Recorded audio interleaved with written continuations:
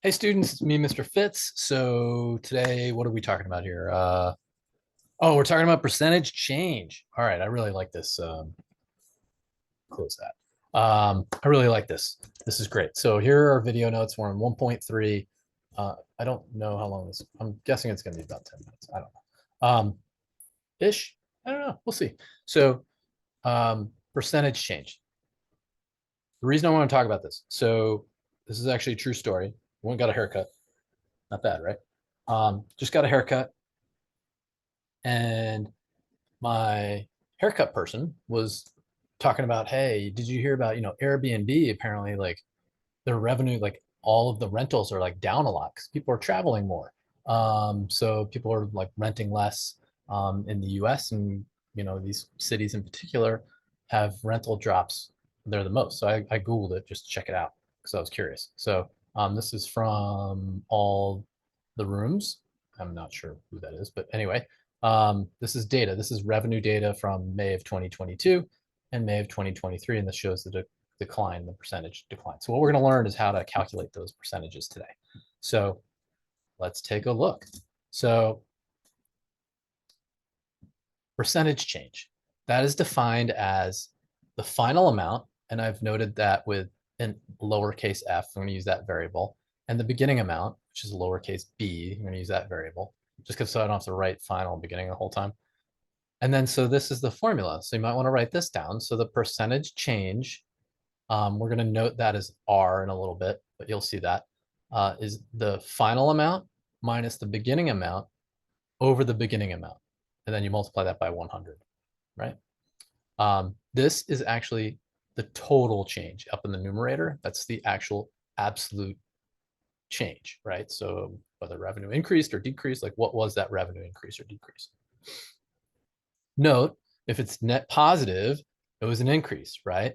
If it was a negative number, then it's decreasing. So those numbers, like if we were subtracting the final amount from the beginning amount from the final amount, those would have been negative, right? And those decreasing rate of change. So I wanted to show you an alternative strategy. And this is the one I will use predominantly, because if we do a little algebra here, if I rewrite this expression as f over b minus b over b, which I can, right? I'm just going to put this over b. I'm putting each of those over b and subtracting them. That's equivalent. So b over b is just 1. So therefore, I can just say f over b minus 1 times 100 instead of this. So I'm just going to call that r. So the percentage change r equals this or this. You can use either one. Some people prefer this formula. I prefer this one, whatever you want. Okay. And then we're going to look at one other thing. So if this is true, by the way, if you want, you could pause that. Make sure you have that all in your notes, please, those formulas. If r equals f over b minus 1, so that's the final amount minus the beginning amount, final amount divided by the beginning amount, minus 1 times 100, then if I multiply both sides by 100, sorry, divide both sides by 100, I end up with r over 100 equals f over b minus 1, right? I'm just moving that 100 over here by dividing it, inverse operation. So I can just say r over 100 is r percent, right? Percent equals f over b minus 1, right? Not doing anything crazy. If I add 1 to both sides, then I know f over b equals 1 plus r percent. Just doing a little bit of algebra, and you're going to see why. Then if I multiply both sides by b, what am I left with? This.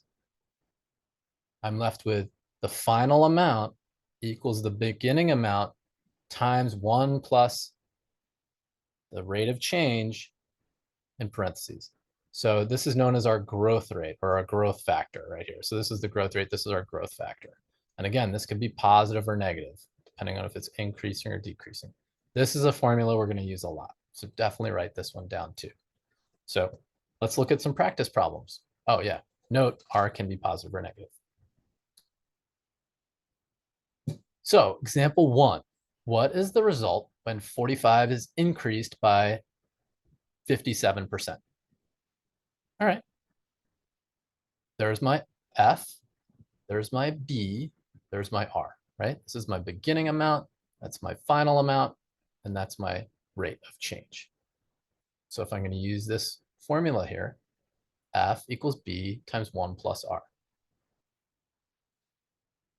I'm just going to not, include the percent there. So I know R percent is 0.57. So F equals 45 times 1 plus 0.57. That equals 70.65. Let's just double check that. Here. So what was it? It was 45 is increased by 57%. That a little bit. So 45 times 1.57, right? Enter 70.65. There you go. Not too bad. All right, let's look at example number 2. Example 2. What is the result when 28 is decreased, going down by 2.6%? Okay. There's my F, there's my B, there's my R. So I know it's going to be my final amount, which is what I'm looking for. My initial amount is 28 times 1 minus 0.026, right? Because this is actually decreasing, so this is going to be a negative. So, or you could say you're adding a negative, right? It could be 1 plus a negative 0.026. Okay, so let's go ahead and that's the key word there. If it's decreasing, it's going to be a negative rate of change. So this here is 0.974. So in effect, it's 97.4% of 28, which turns out to be 27.272. Right? We can go ahead and plug that into our calculators. And it was 28 is decreasing 28 times, in parentheses, you can do this all in parentheses, 1 minus 0.026. Parentheses.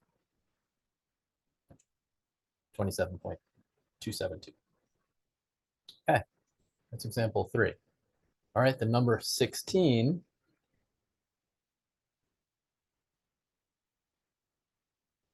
sorry, example 3, 16 is decreased to 7. Ooh, this is a little different. What is the percentage? All right, so we're going to use that first formula that we talked about, right? Because here I'm looking for the rate. So this is my B, this is my F, this is my R. I'm going to solve for the rate. So I'm going to say F over B minus 1 times 100. So that is 7 over 16 minus 1 times 100. You could use that other formula if you wanted to, right? You could say like F minus B over B. You could do that too, and you would get the same answer. So just wanted to let you know you could do that too. I prefer this method, so it's up to you. You could also use the other formula and just kind of like work backwards. I think that's what Delta Math does. You just do a little bit of algebra, but I don't want to really mess with the algebra. I just use this formula. So that's negative 0.56.25%. Right, we'll go plug that in our calculator too. So it's 7 divided by 16. Enter, gives me 0.43, and then I want to subtract 1. 0.5625. You can multiply by 100 and it gives you the percentage, right? Okay. How many more do we have? I think this is the last one. So when a number is increased by 48%, the result is 92. What is the original number? All right, that's a little trickier. So we have our F, B, and R, right? This is the original number is B. That's the beginning number. My rate is 48%, and my final number is 92. There's my little thinking emoji. Okay. I have an idea. So here's my idea. I'm going to solve for B. So I'm going to divide both sides by 1 plus R. And so B equals F over 1 plus R, right? So I'm just going to go ahead and divide both sides by this because I'm actually looking for B this time. So it's 92 divided by 1 plus 0.048. So that was the little clever approach I used for that one. So if you wanted to, you could write this formula down too, where B equals F over 1 plus R. So that's a useful thing to know. All right, so that's 87.8. Let's take a look at those initial balances, like those initial things. I just wanted to check and see, like, do these make sense? So here, let's just look at, say, this first one here. We'll go to, actually, I'm going to go to the video notes because that'll be easier for me to see it. So if we just look at these first ones here. So here. So this is my ending balance, right? My final balance. This is my beginning balance. So it should be, if I'm looking for the percentage change, right? It was the final divided by the beginning minus 1. So let's just double check that, right? I'm going to get my graphing calculator out. So it's going to be this number here divided by this number, and then you subtract 1. So let's try that. 3,000. 266. Oh, my glasses on, so I think that's right. Divided by 6228. Enter. Subtract 1. 47.6. So they did their calculations correctly. Nice job, whoever that is, all the rooms.